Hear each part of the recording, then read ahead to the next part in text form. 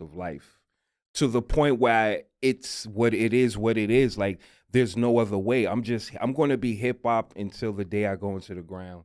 Like there's no other way around it. I try to fake it and pretend it. Any walks of life, anywhere I go, I always have someone walking up to me asking me, you do something. What do you do? Because I don't advertise what I do. Right.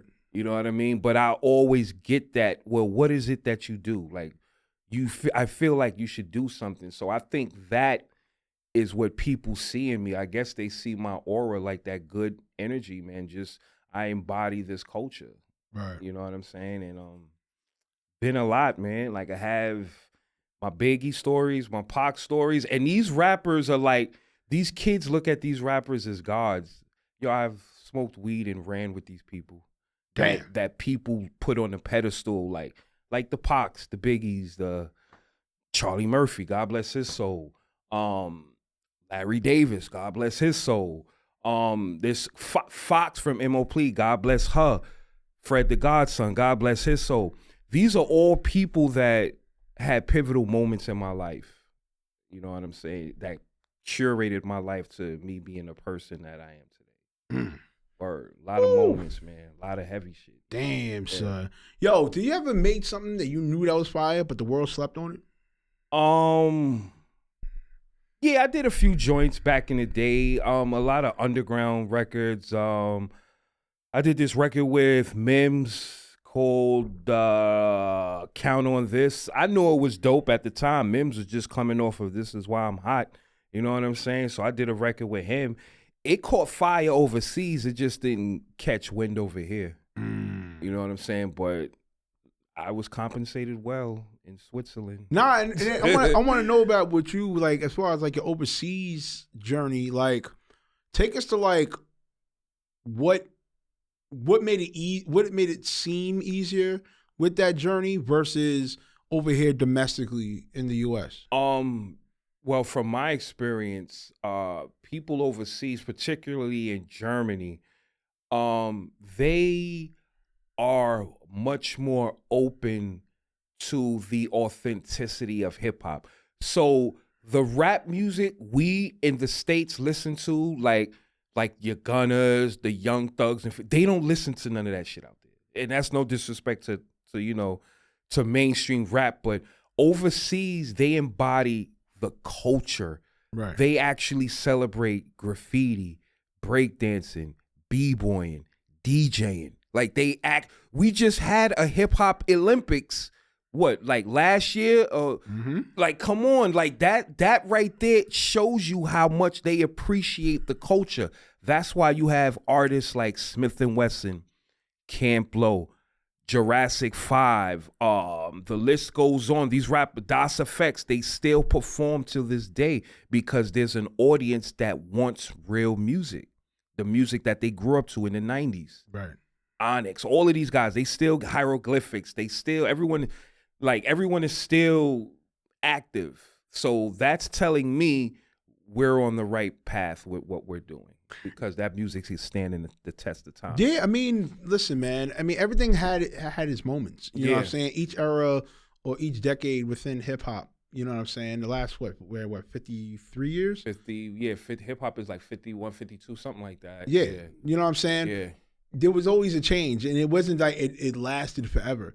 You know, something else came up, something else arose. You know what I'm saying? Or for that matter, a group of fans, you know, rallied the next person that was authentic or close to being authentic. You know what I'm saying? Yeah. Thereof. And just, you know, I feel with hip hop, it always has this weird move the goalpost standards. You know what I'm saying? Well, that's because it's aggressive. Right. It's very competitive. So hip hop is the only genre where it's literally competitive, where you literally can die. Literally. This is the only genre of music where these things can happen. It's a Game of Thrones. You don't have no other genre of music where you get a Biggie and Tupac situation. Right. You won't have no other genre of music where you'll get a Pop Smoke situation or a P&B Rock or a Nipsey Hussle. Only we do that. Only our culture does that. Why? I don't know. I feel like it's dysfunction. Sometimes you could take someone out the jungle, but you can't take that mentality out the person. So that's my take on that. I feel, again, hip hop is a beautiful thing, but it's a very, very caveman Conan combative sport, which I love. Like, steel sharpens steel, but it should only be on wax, like on air. Like, it shouldn't spill over to real life.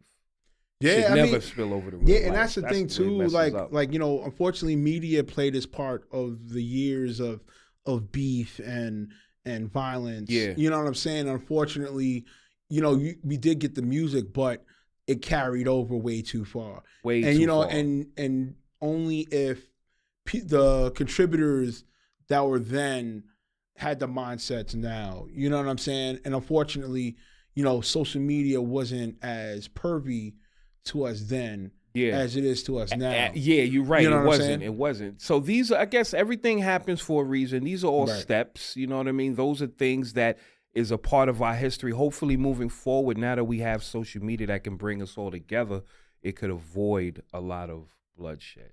Yeah, and then speaking of which, like, you've been in this game long enough to see, eras change. Yeah. What's something today DJs are getting wrong?